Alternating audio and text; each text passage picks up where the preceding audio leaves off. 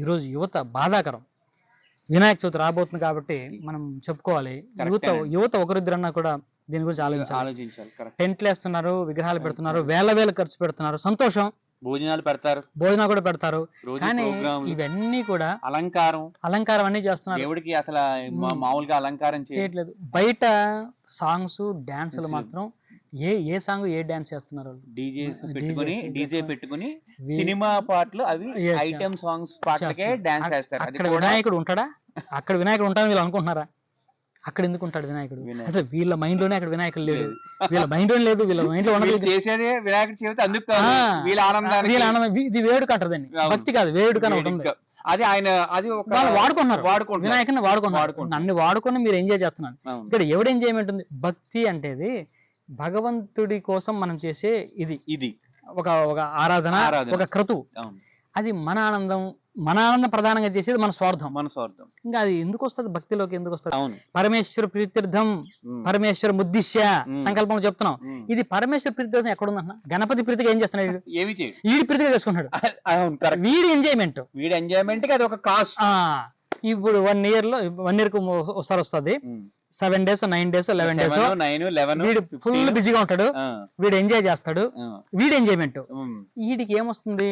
ఇప్పుడు ఇవన్నీ చేసి ఇక్కడ ప్రమాదాలు జరిగినా, మళ్ళీ చూసారా మీ గణపతి ఉత్సవాల్లో ప్రమాదాలు జరిగినాయి అని వేరే వంతం వాళ్ళు ప్రశ్నిస్తే దానికి సమాధానం చెప్పలేక వీళ్ళు చేసే పనులకి ఇలా ఉంటాయి. ఈ నిమజ్జనం కోసం వెళ్తారు, అక్కడ ఏదో ప్రమాదాలు జరుగుతాయి. అంటే ఒకటికి భక్తి ఒక పద్ధతి ఏముండదు, ఆ కంట్రోల్ ఉండదు. అందరూ విచ్చలవిడిగా ఎగరడం, ఒకరిని చూసి ఒకటి రెచ్చిపోవడం, ఊరికనే సాంగ్స్ పెట్టుకు డాన్స్ చేసేయడం, ఆ క్రేన్ మీద ఒకటి ఎక్కాలంటే 10 మంది ఎక్కేసేయడం, అందరూ ములిగేద్దాం అనుకోవడం. ఆ సమయంలో ప్రమాదం జరిగే సిచ్యువేషన్ అక్కడ ఎక్కువగా ఛాన్స్ ఉంది.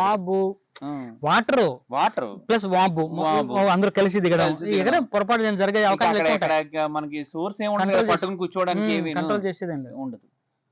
ఇప్పుడు మిగతా మతాలు, హిందూ మతాలకి ఉన్న వ్యత్యాసం ఏంటంటే, ఇక్కడ మిగతా మతాల్లో ఒక ఆర్డర్ ఒకటి ఉంటుంది. ఒక ఆర్డర్ పాస్ చేస్తారు కొంతమంది అక్కడ ఆ మత పెద్దలు.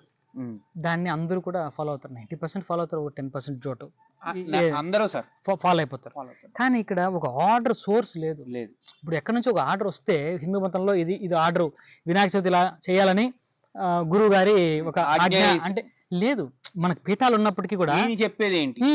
అన్ని పీఠాలు ఉన్నాయి, చెప్పగలిగే వాళ్ళు ఉన్నారు, అందులో మనకు చెప్తారు కూడా. మనకి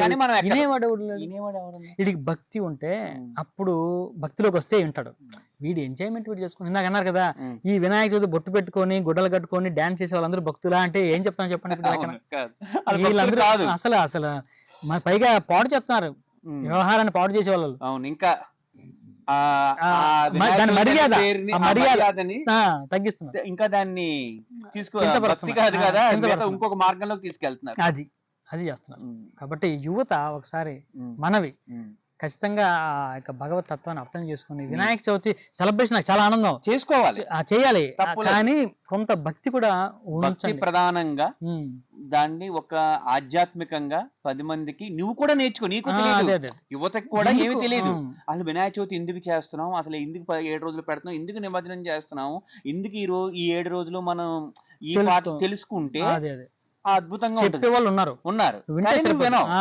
కనీసం గణపతి మంత్రం ఎందుకు సార్? పూర్తి సార్, ఇప్పుడు మీ వీధిలో ఒక విగ్రహం పెట్టారంటే ఇంకా హైట్ పెడితే నేను 20 అడుగులు పెట్టాలి. నేను టెంట్ 100 అడుగులు వేస్తే మీరు మొత్తం వీధంతా వేయాలి. నేను ప్రసాదం ఇవాళ 10 పంచి పెడితే మీరు 20 పంచి పెట్టాలి. నేను ఇవాళ పిచ్చి సాంగ్స్ 10 పాడిస్తే నేను ఇంకో 10 సాంగ్స్ పాడించాలి. డీజే పెట్టించేయాలి. డీజే లేదు ఈ రోజు కార్యక్రమం లేదు. అసలు డీజే దేనికి పెట్టుకోవాలి? పబ్బుల్లో దానికి డీజే, బయటకు కాదు. వినాయక డీజే ఏంటి అసలు? డీజే అనే కాన్సెప్ట్ అనేది ఒక పబ్ లో అది ఎంజాయ్మెంట్, అంతే సార్. బయటకు రాకుండా డీజే అన్నది నా దృష్టిలో అది ఒక ఎంజాయ్మెంట్ కల్చర్. అది ఎక్కడో అంత సౌండ్లు పెట్టి జనాల మధ్యలో, ప్లస్ రోడ్డు మీద ట్రాఫిక్ జామ్లు, మళ్ళీ జనాలందరూ తిట్టుకోవడం, ఇంకొక మతం వాడు వెళ్ళినప్పుడు చూసారా వీళ్ళు చూసారా ఇలా వెహికల్ వెళ్ళిపోతుంటే వాళ్ళు తిడతారు. ఇవన్నీ చాలా ఇబ్బందికరంగా ఉంటున్నాయి. యువతలో రావాలి మార్పు వినాలి ముందు. వాళ్ళు ఏంటంటే వాళ్ళు ఎందుకు చేస్తున్నాం అన్నది అర్థమైతే వాళ్ళని ఒక డైరెక్షన్ లో తీసుకెళ్లే వాళ్ళు కూడా లేరు సార్ ఈ రోజు. కొంతమంది అది చెప్పేవాడు కూడా అది ఇచ్చేసాడు, ఇచ్చేయండి అంటారు.